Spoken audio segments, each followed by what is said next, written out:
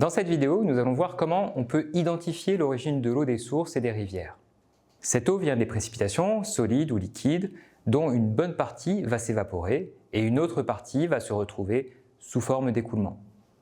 Au niveau d'une source ou à un point donné du réseau hydrographique, il faut comprendre que l'eau qui coule à ce point provient des précipitations qui ont pu tomber sur des territoires en amont topographique de la source ou du point du réseau. La zone topographique en amont qui alimente ce point est appelée bassin versant. La connaissance de cette surface aide à comprendre l'origine de l'eau et à quantifier son flux pour des applications diverses, comme l'estimation du risque de crue, l'estimation de la quantité et de la qualité de l'eau pour la faune, la flore, etc. Toute étude hydrologique commence donc par la détermination de ce bassin versant. Nous prendrons l'exemple d'un point d'une source, mais la même méthodologie s'applique pour n'importe quel point du réseau hydrographique par lequel passe une rivière. La source qui nous intéresse ici est la source du ruisseau de Nanchèvre, dans l'Yonne. Pourquoi l'eau coule en ce point? Peut-on déterminer l'origine de l'eau qui coule, comprendre sa quantité? La première chose à regarder, c'est la carte topographique qui nous permettra d'identifier les zones en amont topographiques, les lignes d'écoulement, les lignes de crête et enfin le bassin versant. Sur cette carte topographique, nous allons choisir comme point le point de la source qui est identifié ici.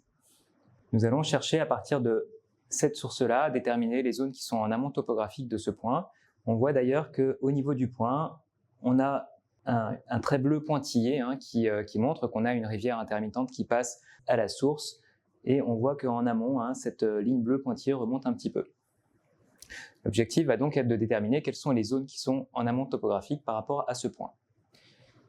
En 3D, on voit un peu mieux comment les zones topographiques se répartissent sur le territoire. On commence à discerner quelles seront les zones qui seront en amont topographique par rapport à la source qui se trouve bien entendu dans le fond d'une vallée. Intéressons-nous maintenant à déterminer cette zone qui est en amont topographique de la source. La première étape est d'identifier les pentes générales autour du point de source. On voit sur cette carte topographique, on a les points hauts qui sont marqués. On a ici un point haut à 333 mètres, ici un point haut à 331. On a d'autres points hauts qui sont marqués et qu'on peut noter dans un premier temps. On voit également sur cette carte topographique les lignes, les courbes de niveau qui sont indiquées ici en traits marron et on a les valeurs altimétriques au niveau des courbes de niveau. Donc on voit ici que par exemple au niveau des points hauts à 331 et à 333 que la pente générale, ici on a des courbes de niveau qui descendent.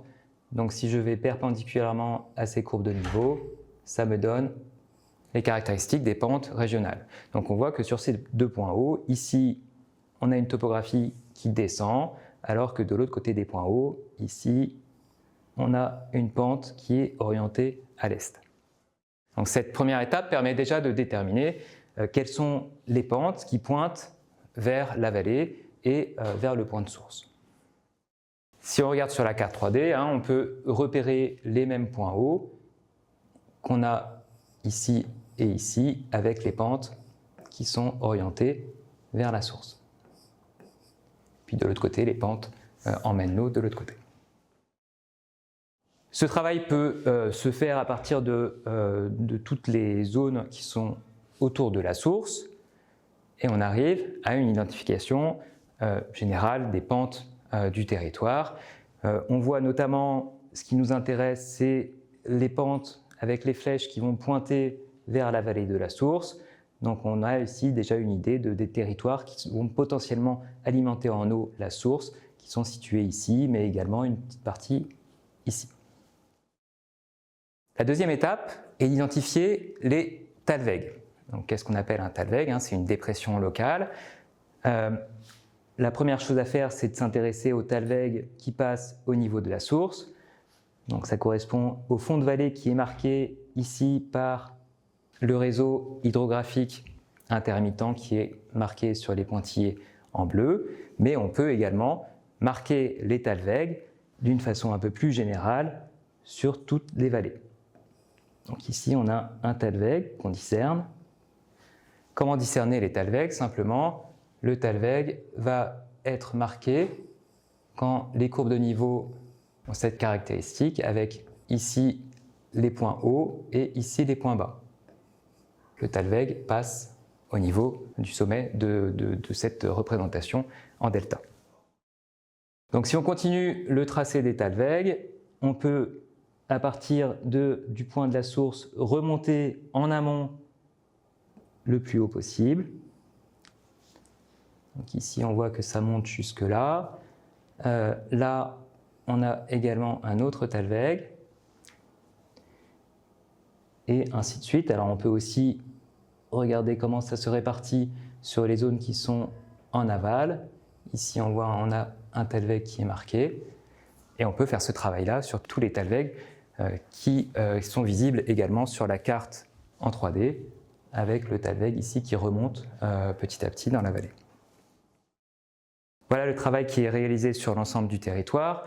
On a marqué ici les talwegs en ligne noire continue pour ceux qui se trouvent en amont de la source, et les autres talwegs qui sont en aval de la source sur d'autres rivières sont marqués en pointillés. On voit déjà ici qu'on a une idée beaucoup plus précise de la surface que draine la source, et donc tout ce qui est en amont topographique, forcément le bassin versant va englober tout ce réseau hydrographique en amont de la source. La troisième étape est d'identifier les lignes de crête. Donc, les lignes de crête, c'est l'opposé des talwegs. On cherche à déterminer quelles sont les zones qui sont localement des augmentations de l'altitude. Donc on peut prendre par exemple ici, partir des points hauts à 331, celui-là. On a ici une ligne de crête qui se détermine d'une façon inverse des talwegs. On l'a vu tout à l'heure. Les talwegs, c'est quand on a des courbes de niveau qui sont orientées ici avec un V à l'envers et les plus hautes courbes de niveau en haut et les plus basses courbes de niveau en bas.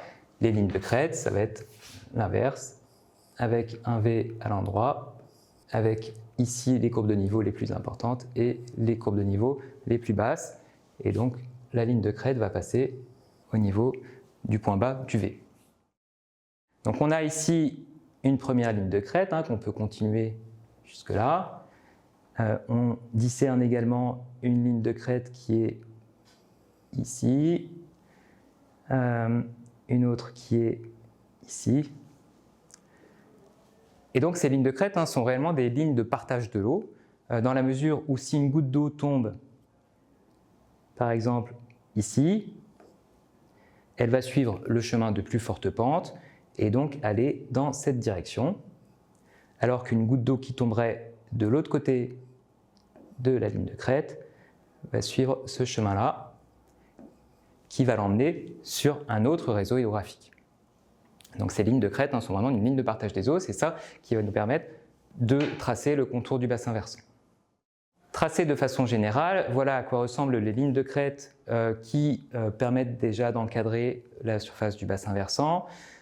On a ici une première ligne de crête, une deuxième, et ici une troisième sur une région qui est un petit peu plus plate, qui permet de délimiter les zones qui vont contribuer à l'écoulement de la source. On arrive presque à la fin de ce tracé de contour de bassin versant, il reste 2-3 détails à régler. La première chose ici, on voit qu'on a entre les points hauts à 331 et le point haut à 333, on a un col. On a ici une diminution de l'altitude, on arrive à un point bas et puis on remonte ensuite sur le deuxième pic. Ce col-là, on va le traverser en allant perpendiculairement aux lignes de niveau, ce qui permet de fermer le contour du bassin à ce niveau-là. Dernier détail à régler, on va rejoindre depuis la source la ligne de crête la plus proche en partant perpendiculairement aux lignes de niveau, ce qui va permettre de fermer le bassin versant. Le bassin versant ainsi tracé correspond au territoire qui va alimenter en eau la source du ruisseau de Nanchèvre. Sa connaissance permet de savoir si la source sera alimentée en eau en fonction de où tombe la pluie. Sa connaissance permettra aussi de quantifier les ressources en eau En multipliant la hauteur de la pluie par la surface du bassin versant, on peut estimer ainsi le volume d'eau total qui rejoindrait la source s'il n'y avait pas évaporation. Aujourd'hui, l'approche cartographique utilisée dans cette vidéo est de plus en plus remplacée par des approches numériques à l'aide de modèles numériques de terrain et d'analyse avec des systèmes d'information géographique.